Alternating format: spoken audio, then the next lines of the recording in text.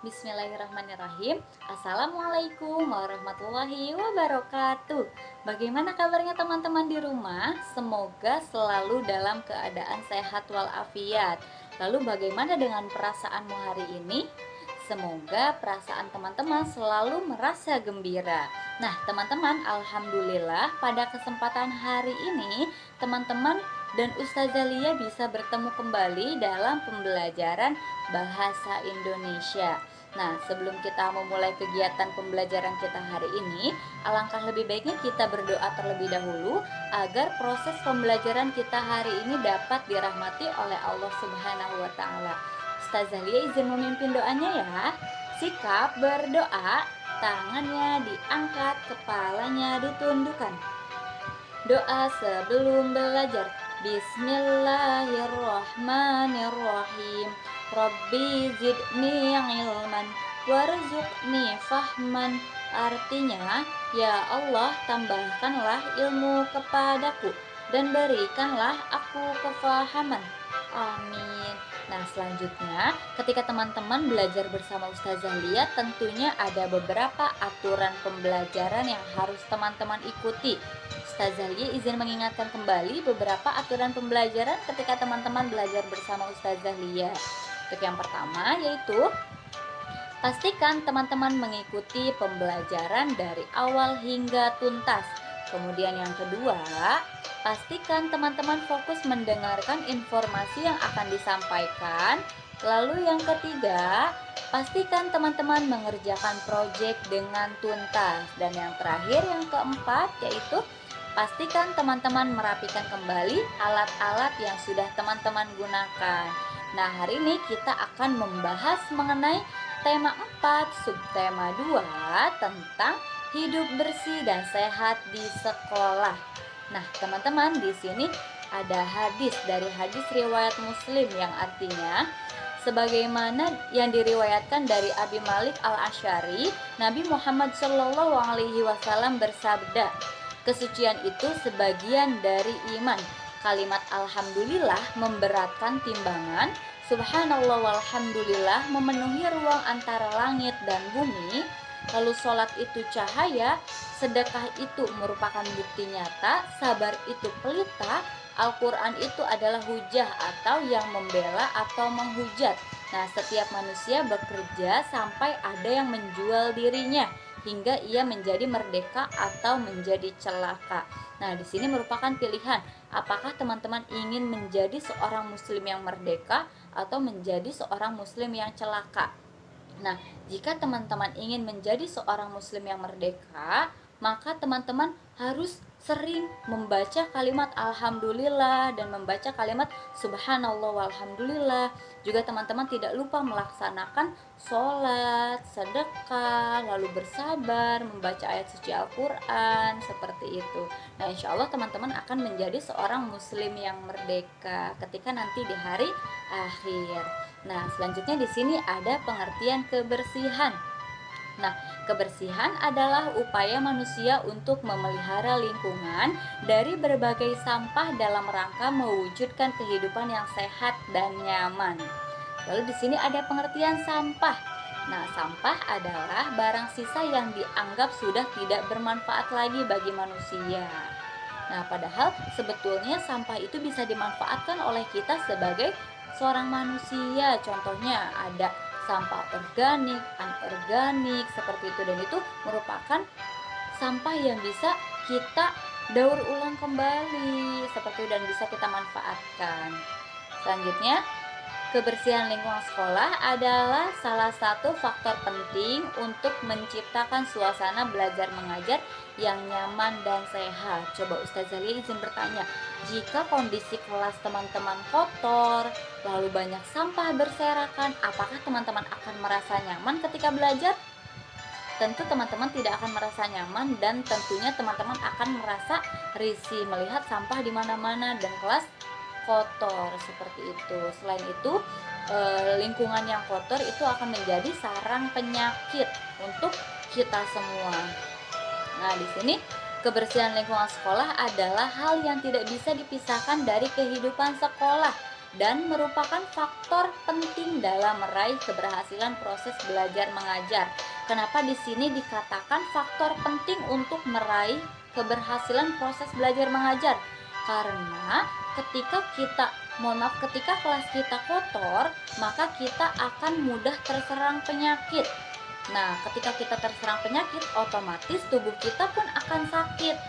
Nah, ketika tubuh kita akan sakit, kita tidak bisa sekolah dan tidak bisa mendapatkan informasi atau pembelajaran.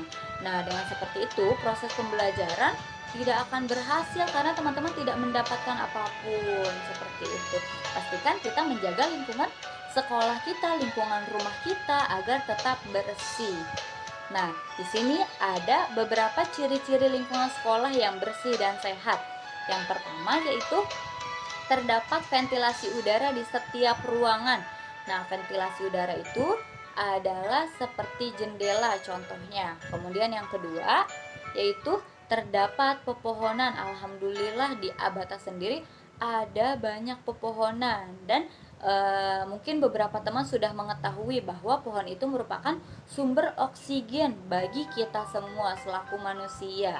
Lalu yang ketiga yaitu benda tetap rapi. Contohnya buku tetap disimpan di raknya, tidak tercecer di lantai seperti itu. Dan yang terakhir yang keempat, tidak ada sampah dimanapun. Nah, hari ini kita akan belajar bahasa Indonesia mengenai laporan pengamatan gambar. Nah, berarti hari ini teman-teman akan membuat laporan pengamatan berdasarkan gambar. Nah, apa yang teman-teman ketahui mengenai laporan pengamatan? Nah, Ustazah Lia izin menginformasikannya ya. Jadi, laporan pengamatan adalah sebuah penyampaian informasi dalam bentuk tulisan yang berisi tentang pengamatan. Nah, di sini ada beberapa catatan mengenai laporan pengamatan. Nah, informasi yang kita peroleh dari mengamati gambar dapat disampaikan dalam bentuk laporan.